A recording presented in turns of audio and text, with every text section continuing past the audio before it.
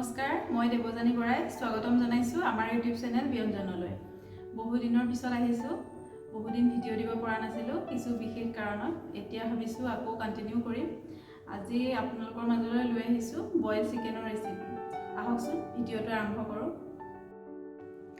Boil chicken বনাবলৈ মই ব্যৱহাৰ কৰিছোঁ পিঁয়াজৰ পাত, বিলাহী, এয়া হৈছে লাই শাক, ধনিয়া আৰু সকলোৰে ফেভাৰেট আলু।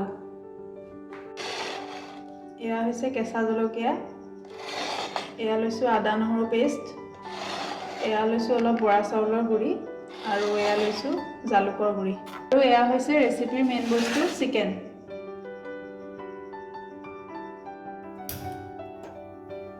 এতিয়া তেল নিদিয়াকৈ শুকান কেৰাহীটোত মই মাংসখিনি ভাজিম।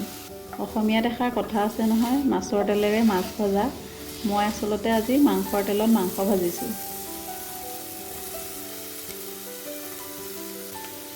মাংসখিনি অকণমান ভজা হোৱাৰ পিছত ইয়াত মই সোৱাদ অনুযায়ী নিমখ দি আকৌ অকণমান লৰাই দিছোঁ। ইয়াৰ পিছত মই দিছোঁ আদা নহৰু পেষ্ট, তাৰপিছত দিম জলকীয়া আৰু জলকীয়াৰ পিছতেই মই ইয়াত পিঁয়াজখিনি দিম, যাতে মাংসৰ তেলতে মই পিঁয়াজখিনি ভালদৰে ভাজি ল'ব পাৰোঁ।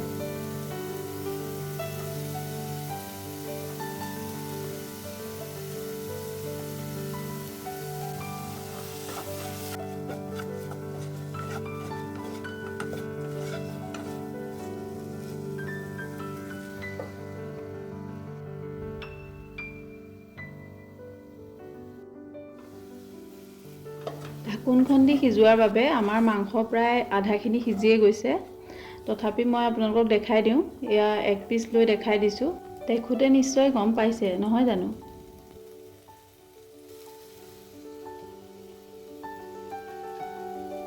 এতিয়া মই ইয়াত কাটি থোৱা পিঁয়াজৰ পাতখিনি আৰু লগতে আলুখিনি দি দিছোঁ, দি অকণমান ভাজি দিম।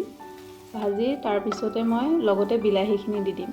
বিলাহীখিনি দিয়াৰো এটা কাৰণ আছে। প্ৰথম কথা হ'ল এইটো ফ্লেভাৰৰ কাৰণে, অকণ টেঙা টেঙা ভাৱটো আহিবৰ কাৰণে দিয়া হৈছে।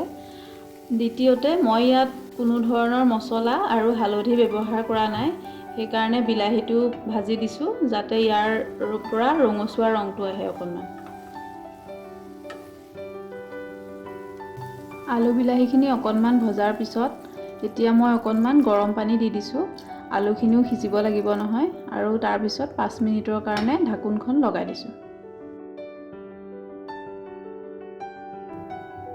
অকণমান উতল অহাৰ পিছত মই ইয়াত বৰা চাউলৰ গুড়িখিনি দি দিছোঁ। বৰা চাউলৰ গুড়িখিনি কিয় দিছোঁ জানেনে? বৰা চাউল দিলে জোল আৰু মাংসখিনিত অকণমান মিঠা মিঠা ভাৱ আহিব আৰু লগতে জোলখিনি ডাঠ কৰিব। বৰা চাউলৰ সলনি আপোনালোকে ইয়াত কৰ্ণষ্টাৰো ব্যৱহাৰ কৰিব পাৰে। মই কিন্তু কৰ্ণষ্টাৰ ব্যৱহাৰ কৰা নাই, কাৰণ ই স্বাস্থ্যৰ কাৰণে ক্ষতিকাৰক। এতিয়া মই লাই পাতখিনি দি দিছোঁ আৰু 2-3বাৰমান লৰাই মই লাইখিনি সিজিবৰ কাৰণে ঢাকোনখন লগাই দিম। আমাৰ বইল চিকেন ৰেচিপিৰ আৰু 2টা ইনগ্ৰিডিয়েণ্ট বাকী আছে। তাৰে এটা হৈছে জালুক। জালুকখিনি মই এতিয়া দি পেলাই আৰু 5 মিনিট সিজিবলৈ দিম।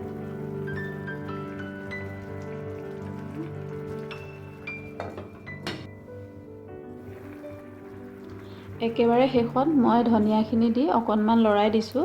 তাৰপিছত আপোনালোকক দেখুৱাবলৈ বিচাৰিছোঁ বৰা চাউল দিয়াৰ কাৰণে আমাৰ জোলখিনি কেনেকুৱা ধৰণৰ ডাঠ হৈছে, চাওকচোন এবাৰ।